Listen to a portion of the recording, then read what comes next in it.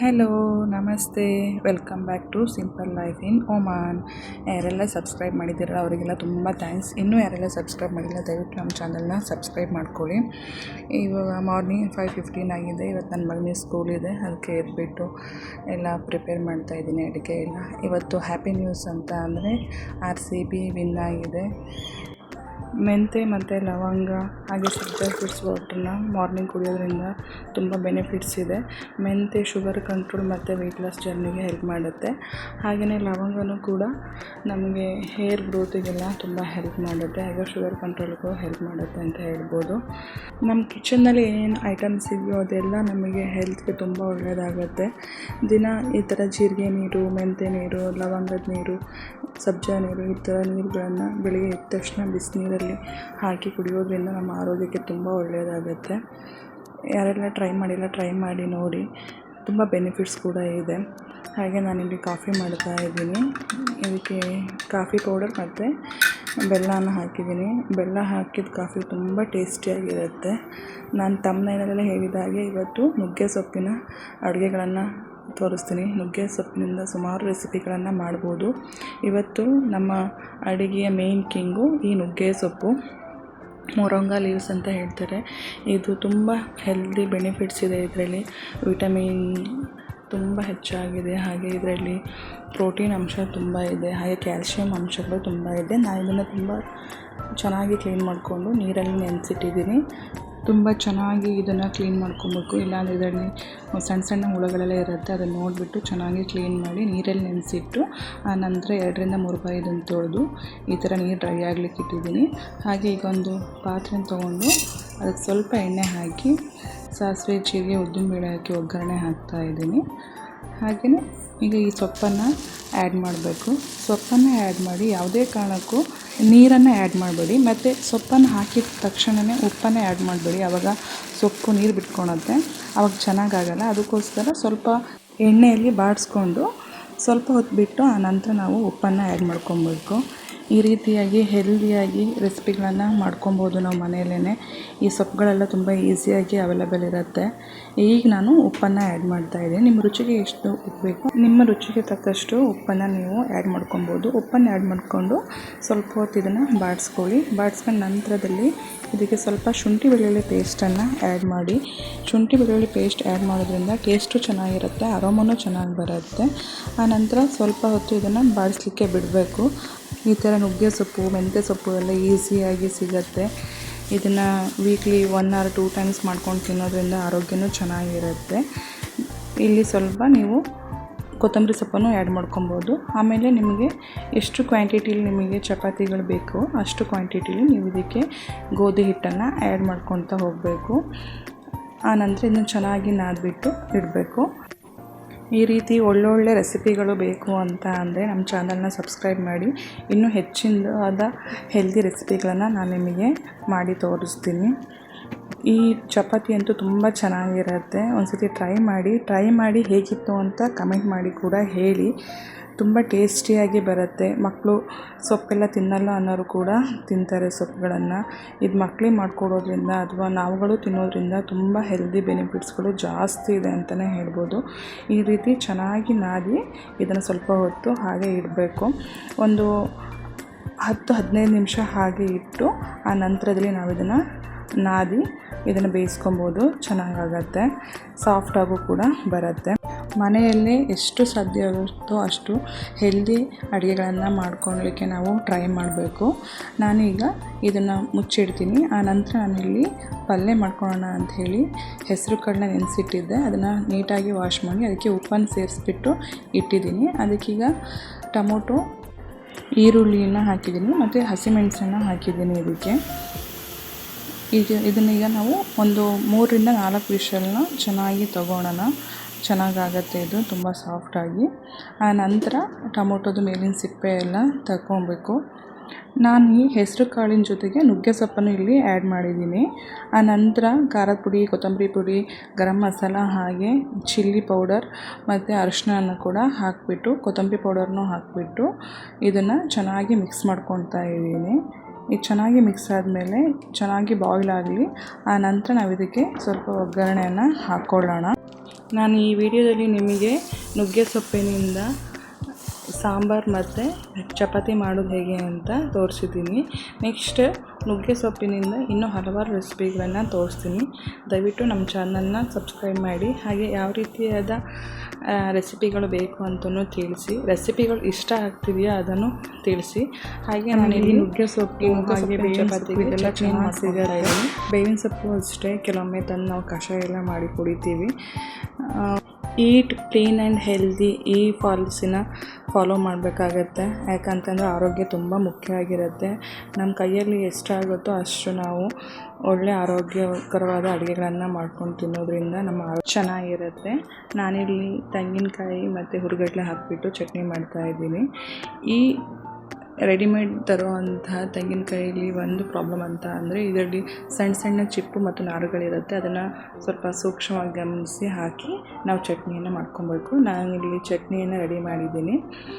ಆ ನಂತರದಲ್ಲಿ ನಾವಿಲ್ಲಿ ಚೆನ್ನಾಗಿ ಪುನಃ ಹಿಟ್ಟನ್ನು ನಾದ್ಕೊಂಡು ಇದನ್ನು ರೆಡಿ ಮಾಡಿ ಇಟ್ಕೊಳ್ಳೋಣ. ಆ ನಂತರ ಇದನ್ನು ಸಣ್ಣ ಸಣ್ಣ ಉಂಡೆಗಳನ್ನಾಗಿ ಮಾಡಿಟ್ಕೊಳ್ಳೋಣ. ಈಗಲೇ ನಾವು ಸಣ್ಣ ಸಣ್ಣ ಉಂಡೆಗಳನ್ನಾಗಿ ಮಾಡಿಟ್ಕೊಂಡಾಗ ನಾವು ಬೇಗನೆ ಲಟ್ಸ್ಬೋದು ಕೂಡ. ಹಾಗೆ ನಮ್ಮ ಕೈಗಳಿಗೆ ಈ ಹಿಟ್ಟು ಸ್ಟಿಕ್ ಆಗಲ್ಲ ಅಂತಲೇ ಹೇಳ್ಬೋದು.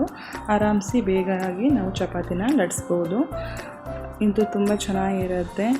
ಈ ಸ್ವಲ್ಪ ಈಗ ನೀವು ಈ ಥರ ಉಂಡೆ ಮಾಡುವಾಗ ನಿಮಗೆ ಕೈಗೆ ಅಂಟ್ದಂಗೆ ಅನಿಸುತ್ತೆ. ಈಗ ಸೊಪ್ಪು ಹಾಕಿರೋದ್ರಿಂದ ಬೇಕಿದ್ದರೆ ಇದಕ್ಕೆ ಸ್ವಲ್ಪ ಎಣ್ಣೆಯನ್ನು ಹಚ್ಕೊಂಡು ನೀವು ಉಂಡೆಗಳನ್ನು ಮಾಡ್ಕೊಬೋದು. ನಾನಿಲ್ಲಿ ಚಪಾತಿ ಲಟ್ಸ್ಕೊಳೋಕ್ಕೆ ಸ್ವಲ್ಪ ಅಕ್ಕಿ ಹಿಟ್ಟು ಮತ್ತು ಗೋಧಿ ಹಿಟ್ಟು ತೊಗೊಂಡಿದ್ದೀನಿ. ಅಕ್ಕಿ ಹಿಟ್ಟನ್ನು ಸ್ವಲ್ಪ ಆ್ಯಡ್ ಮಾಡ್ಕೊಳೋದ್ರಿಂದ ನಾವು ಬೇಗನೆ ಚಪಾತಿನ ಲಟ್ಸ್ಬೋದು. ಬೇಗ ಚಪಾತಿ ಈ ರೀತಿ ತಿರುಗಿಸಿ ಲಟ್ಸ್ಲಿಕ್ಕೆ ಈಸಿ ಆಗುತ್ತೆ ಅಕ್ಕಿ ಹಿಟ್ಟನ್ನು ಆ್ಯಡ್ ಮಾಡೋದ್ರಿಂದ. ನಾವು ಔಟ್ಸೈಡಿಂದ ಫುಡ್ ತರೋದೆಲ್ಲ ತುಂಬ ರೇರು. ನಾನು ಸಾಧ್ಯ ಆದಷ್ಟು ಮನೆಯಲ್ಲೇ ಹೆಲ್ದಿಯಾಗಿ ಏನು ಮಾಡಲಿಕ್ಕಾಗತ್ತೆ ಆ ರೀತಿ ಮಾಡಿ ಮನೆಯವರಿಗೆ ಮತ್ತು ಮಕ್ಕಳಿಗೆ ಕೊಡ್ತೀನಿ. ಈಗ ನಾವೇ ಮಾಡೋದ್ರಿಂದ ತುಂಬ ಖುಷಿನೂ ಆಗುತ್ತೆ. ನಮ್ಮ ಮನೆಯವರು ಎಲ್ಲ ಹೆಲ್ದಿಯಾಗಿ ತಿಂತಾಯಿದ್ದಾರೆ, ನಾವು ಹೆಲ್ದಿಯಾಗಿ ಮಾಡಿಕೊಡ್ತಿದ್ದೀವಿ ಅನ್ನೋ ಸ್ಯಾಟಿಸ್ಫ್ಯಾಕ್ಷನ್ ನಮಗಿರುತ್ತೆ. ಇದನ್ನು ಚೆನ್ನಾಗಿ ಈ ರೀತಿ ಬೇಯಿಸ್ಕೊಬೇಕು. ತುಂಬ ಚೆನ್ನಾಗಿ ಬೇಯಿಸಬೇಕು. ಯಾಕಂದರೆ ನಾವು ಸೊಪ್ಪೆಲ್ಲ ಹಾಕಿರೋದ್ರಿಂದ ಸ್ವಲ್ಪ ಟೈಮ್ ಆಗುತ್ತೆ ಇದು ಬೇಯಲಿಕ್ಕೆ. ಚೆನ್ನಾಗಿ ಕಾಯಲಿಕ್ಕೆ ಬಿಡಬೇಕು ಈ ರೀತಿ. ಆ ನಂತರ ಇದನ್ನು ನಾವು ಚಟ್ನಿ, ಸಾಂಬಾರು ಮತ್ತು ಪಲ್ಯಗಳ ಜೊತೆ ಸರ್ವ್ ಮಾಡಿಕೊಂಡು ತಿನ್ಬೋದು. ನಾನಿಲ್ಲಿ ನನ್ನ ಮಗನ ಲಂಚ್ ಬಾಕ್ಸಿಗೂ ಪ್ಯಾಕ್ ಮಾಡ್ತಾಯಿದ್ದೀನಿ. ಇದೇ ಹಂಚಿಗೆ ನಾನು ಒಂದೆರಡು ಮೊಟ್ಟೆ ಹಾಕಿ ಆಮ್ಲೆಟ್ ಮಾಡ್ಕೊಳ್ತಾ ಇದ್ದೀನಿ. ಆ ನಂತರ ಇದಕ್ಕೆ ಕೆಚಪ್ಪು ಮತ್ತು ಮಯೋನೈಸ್ ಹಾಕಿ ಇದನ್ನು ರಬ್ ಮಾಡಿ ಅದಕ್ಕೆ ಎಗ್ ಹಾಕಿ ಈ ಥರ ರೋಲ್ ಮಾಡಿ ಕೊಡ್ತಾಯಿದ್ದೀನಿ. ಮಕ್ಕಳು ಇದನ್ನು ಎಂಜಾಯ್ ಮಾಡ್ಕೊಂಡು ತಿಂತಾರೆ. ಯಾಕಂದರೆ ಎಲ್ಲ ಮಕ್ಕಳು ಸೊಪ್ಪು ತರಕಾರಿ ತಿನ್ನೋದ್ರಿಂದ ಹೇಟ್ ಮಾಡ್ತಾರೆ. ಈ ರೀತಿಯಾಗಿ ನಾವು ಮಾಡಿಕೊಡೋದ್ರಿಂದ ತುಂಬ ಎಂಜಾಯ್ ಮಾಡ್ಕೊಂಡು ತಿಂತಾರೆ. ಈಗ ನನ್ನ ಮಗನ ಬಾಕ್ಸ್ನ ನಾನು ಪ್ಯಾಕ್ ಮಾಡ್ತಾಯಿದ್ದೀನಿ. ಅವರಿಗೆ ಇಲ್ಲಿ ಸಮ್ಮರ್ ಇರೋದ್ರಿಂದ ತುಂಬ ಬಿಸಿಲಿದೆ ಅಂಥೇಳಿ ಈಗ 11:45 ತನಕ ಅಷ್ಟೇ ಸ್ಕೂಲ್ ಇದೆ. 6:45ಇಂದ 11:45ವರೆಗೆ ಅವ್ನು 12:30 ಅನ್ನೋಂಗೆಲ್ಲ ಮನೆಗೆ ಬರ್ತಾನೆ. ಅದಕ್ಕೆ ಈಗ ಸ್ನ್ಯಾಕ್ಸ್ ಏನು ಆಗ್ತಾಯಿಲ್ಲ, ಜಸ್ಟು ನಾನು ಟಿಫನ್ ಅಷ್ಟೇ ಪ್ಯಾಕ್ ಮಾಡ್ತಾಯಿದ್ದೀನಿ. ಅವನಿಗೆ ಸ್ಕೂಲಿಗೆ ಹೊರಟ 6:45 ಆಗಿದೆ ಟೈಮು. ಇವತ್ತು ಡ್ರೈವರ್ಗೆ ನಾವು ಅಮೌಂಟ್ ಕೊಡೋದಿತ್ತು, ಹಾಗೆಯೇ ಕೊಡಲಿಕ್ಕೆ ಅಂತ ಅಮೌಂಟನ್ನ ತೊಗೊಂಡಿದ್ದಾನೆ. ಇಲ್ಲಿ ರಿಯಲ್ ಅಂಥೇಳಿ ಕರೀತಾರೆ ಇಲ್ಲಿನ ಕರೆನ್ಸಿನ. ನಮಗೆ ನಿಯರ್ಲಿ 20 ರಿಯಲ್ ಅಷ್ಟು ಆಗತ್ತೆ ಅವನ ಮಂತ್ಲಿ ಟ್ಯಾಕ್ಸ್ ಫೀಸು. ಅದನ್ನು ಇವತ್ತು ಕೊಡ್ಲಿಕ್ಕೆ ಹೋಗ್ತಾ ಇದ್ದೆ ನಾನು. ಇನ್ನೂ ಕಾರ್ ಬಂದಿಲ್ಲ ಅವ್ರದ್ದು. ನಾನಿಲ್ಲಿ ಅವನ್ನ ಕಾರಲ್ಲೇ ಕಳಿಸೋದು. ನಾವು ಸ್ಕೂಲ್ ಬಸ್ಸಿಗೆಲ್ಲ ಹಾಕಿಲ್ಲ. ಯಾಕಂತ ಅಂದರೆ ಸ್ಕೂಲ್ ಬಸ್ಸೆಲ್ಲ ತುಂಬ ಹೊತ್ತೆಲ್ಲ ವೆಯ್ಟ್ ಮಾಡಲ್ಲ. ತುಂಬ ಲೇಟ್ ಆಗಿಬಿಟ್ರೆ ಹಾಗೆ ಹೋಗಿಬಿಡ್ತಾರೆ ಅವರು. ಅದಕ್ಕೋಸ್ಕರ ಕಾರಲ್ಲೇ ಕಳಿಸೋದು. ಸುಮಾರು 4-5 ಜನ ಮಕ್ಕಳಿರ್ತಾರೆ. ನೀವಿಲ್ಲಿ ನೋಡ್ಬೋದು ನನ್ನ ಸಣ್ಣ ಮಗನೂ ಎದ್ದಿದ್ದಾನೆ. ಇವನು 5:30, 5:40ಗೆಲ್ಲ ಎದ್ದುಬಿಡ್ತಾನೆ. ಇವನ ಜೊತೆಗೇ ಎತ್ಕೊಂಡು ಕೆಲಸ ಮಾಡಿಕೊಂಡು ಮಗನ ಸ್ಕೂಲಿಗೆ ಕಳಿಸ್ಬೇಕು. ತುಂಬ ಹೆಕ್ಟಿಕ್ ಅನಿಸುತ್ತೆ, ಆದರೂ ಏನು ತೊಂದರೆ ಇಲ್ಲ, ಮಾಡ್ಕೊಳ್ಬೋದು. ಹಾಗೆ ನಾನಿಲ್ಲಿ ನನ್ನ ಸಣ್ಣ ಮಗನಿಗೋಸ್ಕರ ಓಟ್ಸ್ ಮಾಡಲಿಕ್ಕೆ ಇಟ್ಟಿದ್ದೀನಿ. ಸ್ವಲ್ಪ ಹುಷಾರಿಲ್ಲದೆ ಇರೋದ್ರಿಂದ ಅವ್ನು ರೈಸ್ ಎಲ್ಲ ತಿಂತಾ ಇಲ್ಲ. ಅದಕ್ಕೋಸ್ಕರ ಅವನಿಗೆ ಓಟ್ಸ್ ಮಾಡ್ತಾಯಿದ್ದೀನಿ. ಹಾಗೆ ನಮ್ಮ ಮನೆಯವ್ರು ಡ್ಯೂಟಿಯಿಂದ ಬಂದರು. ಅವರಿಗೀಗ ಹೆಸರು ಕಾಳು ಪಲ್ಯ, ಚಪಾತಿ ಮತ್ತು ಶೇಂಗಾ ಚಟ್ನಿ, ಮೊಸರು ಹಾಗೆ ಮತ್ತು ಚಟ್ನಿನ ರೆಡಿ ಮಾಡಿ ಕೊಡ್ತಾಯಿದ್ದೀನಿ. ಚಟ್ನಿ ಬೇರೆ ಬೌಲಲ್ಲಿ ಹಾಕಿದ್ದೆ, ಅಲ್ಲಿ ತೋರ್ಸೋಕ್ಕಾಗಿಲ್ಲ. ಈ ಮೊಸರು ಮತ್ತು ಶೇಂಗಾ ಚಟ್ನಿ ಜೊತೆನೂ ಇದು ಕಾಂಬಿನೇಷನ್ ತುಂಬ ಚೆನ್ನಾಗಿರುತ್ತೆ. ಹಾಗೆ ಬಿಸಿಲಿದೆ, ಸ್ವಲ್ಪ ತೊಗರಿಬೇಳೆ ಹೆಸರುಬೇಳೆ ಎಲ್ಲ ತಂದಿದ್ದಿತ್ತು, ಅದನ್ನು ಬಿಸಿಲಿಗೆ ಇಟ್ಕೊತಾ ಇದ್ದೀನಿ.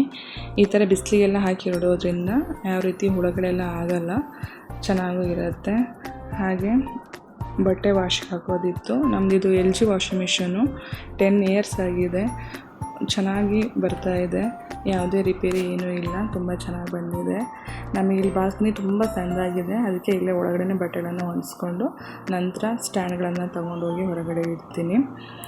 ನೀವಿಲ್ಲಿ ನೋಡ್ಬೋದು, ತಮಿಳಿಯನ್ಸು ಕಪಲ್ಸ್ ಇದ್ದಾರೆ, ಅವರು ತುಂಬ ಚೆನ್ನಾಗಿ ಗಿಡಗಳನ್ನೆಲ್ಲ ಸಾಕಿದ್ದಾರೆ, ಅವ್ರಿಗೆ ತುಂಬ ಜಾಗ ಇದೆ ಅಲ್ಲಿ.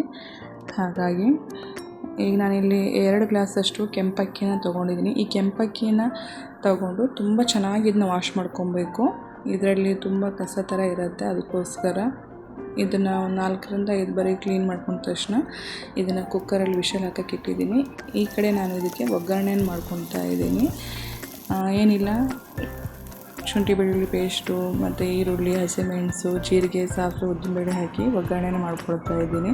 ಆನಂತರ ಇಲ್ಲಿ ಅನ್ನ ಆಗಿದೆ ಮತ್ತು ಅದಕ್ಕೆ ಈಗ ಇದನ್ನೆಲ್ಲ ಮಿಕ್ಸ್ ಮಾಡಿ ಎಗೇನ್ ನಾನು 2 ವಿಷಲ್ನ ಹಾಕ್ಕೊಳ್ತಾ ಇದ್ದೀನಿ. ತುಂಬ ಚೆನ್ನಾಗಿ ಮೆದುವಾಗಿ ಬರುತ್ತೆ ಅಂತ.